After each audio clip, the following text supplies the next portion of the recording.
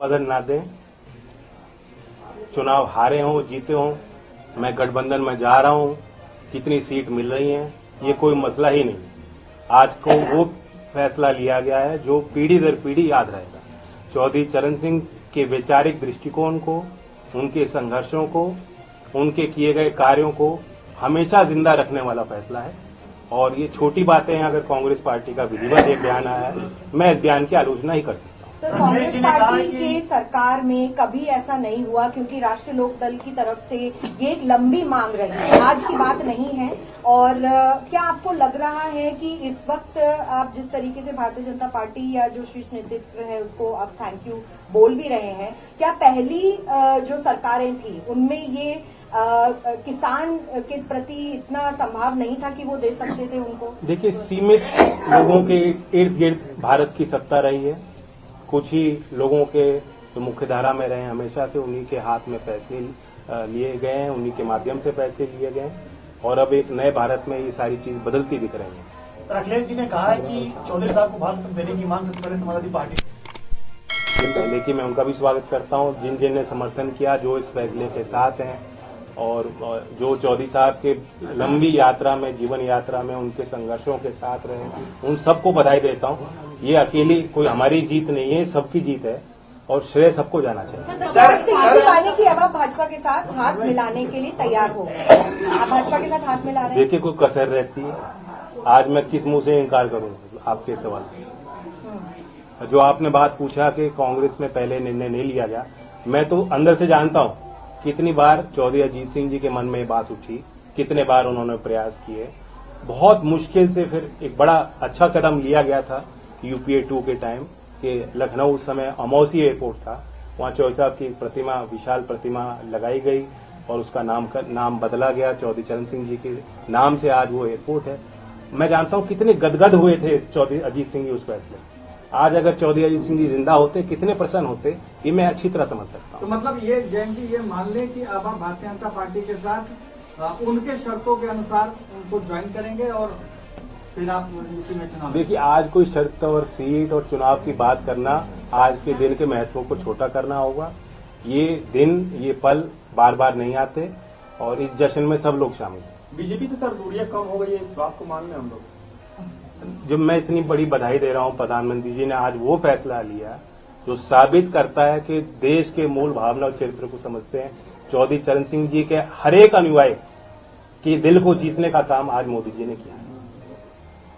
Sir, आपका एक चवन्नी वाला जो बयान था, बहुत सोशल मीडिया पे वायरल हुआ और जगह जगह लोगों ने उसको देखा, आज आप उसको कैसे देखते हैं? मैं अपनी एक भी ट्वीट डिलीट नहीं करूंगा।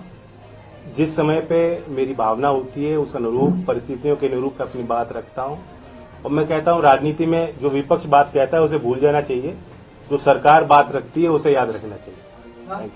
सर, जब आप घोषणा कर चुके हैं कि आप एनडीए के साथ अब जा रहे हैं। नहीं, आज एनडीए की मैंने कोई घोषणा नहीं की है। नहीं, मैं सिर्फ रही नहीं है। हाँ, कसर तो कोई कसर रह गई है, बताओ। इतना बड़ा फैसला लिया हो, ऐसे में अगर आप सीटों के बारे में भी चर्चा कर ले तो। मैं कहा सीटों की कोई बात ना मैं आपके साथ करूंगा, ना मैं किसी प्रधानमंत्री या सरकार में शामिल लोगों के साथ बैठ कर करूंगा, बीजेपी के किसी व्यक्ति के साथ नहीं करूंगा। आज तो मैं उनको धन्यवाद देता हूँ। एक सवाल, ये वाकई में आज बहुत बड़ा दिन है आपके लिए और किसान समाज के लिए, खासतौर पर पश्चिमी उत्तर प्रदेश की बात करें, जिस तरीके से चौधरी चरण सिंह जी को भारत रत्न मिला है। लेकिन क्या इससे अग्निवीर का मुद्दा खत्म हो जाता है? क्या इससे किसानों की एमएसपी की मांग, जो जिस पर आप लगातार संघर्ष करते रहे थे, वो मुद्दा खत्म हो जाता है? क्या इससे जो 1.5 साल दिल्ली की सीमा पर किसान आंदोलन चला, जिसमें कई किसानों की जान गई, जो मुद्दा आप उठाते रहे, वो मुद्दा खत्म हो जाता है? इसका आप क्या जवाब देंगे?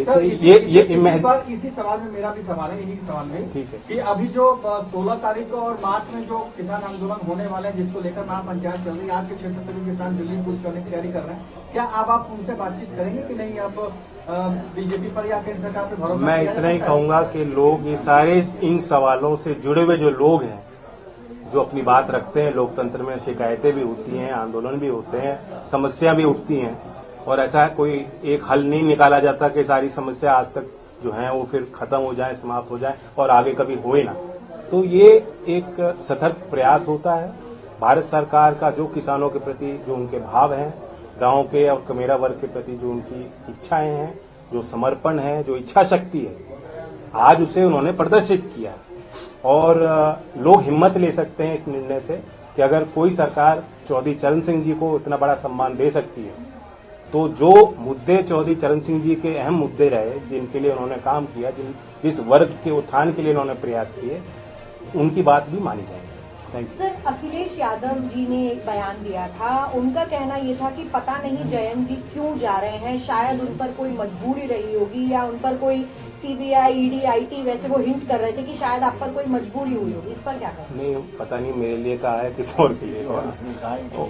खैर, उन्होंने मैंने एक बात पढ़ी थी कि दलों को खरीदने में जो सामर्थ्य है बीजेपी का, मैं कोई उनकी बात को काट नहीं रहा हूं। जो उन्होंने बात कही अपनी सोच समझ से कही होगी, लेकिन मैं ये कहता हूं कि सरकार ने आज जो निर्णय लिया वो दिल जीता है, कोई खरीदने की बात नहीं है। सर, ओम प्रकाश राजभर कह रहे हैं कि 12 तारीख वो तारीख है जब रालोद एनडीए का हिस्सा बनेगी, तो मान लिया जाए कि 12 तारीख को रालोद एनडीए का हिस्सा बनने जा रही है।